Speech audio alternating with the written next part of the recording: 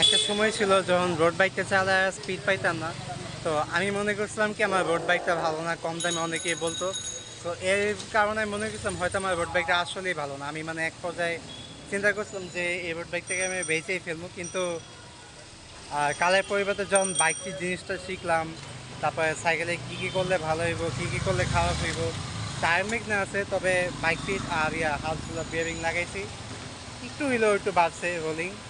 তো আপাতত সাইকেল সম্পর্কে বুঝি, সাইকেলটা হয়তো আগের তুলনা থেকে ভাই অনেক ভালো চলতেছে। তো আপনারা যারা মনে করেন যে আপনার সাইকেলে হয়তো সমস্যা, স্পিড উঠতেছে না, অবশ্যই অন্য কথা শুনে না বেচার আগে একটা জিনিস চিন্তা করবেন যে আপনার সাইকেলে কি বাইক ফিট জিনিসটা ঠিক আছে কিনা। বিকজ বাইক ফিট জিনিসটা ভাই খুবই ইম্পর্টেন্ট।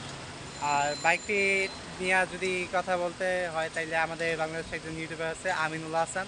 সো উনি ওনার ভিডিওতে বাইক ফিট সম্পর্কে খুব ভালো মতো একটা ধারণা দিছে। তো আপনারা চাইলে ওনার ভিডিওটা দেখতে পারেন।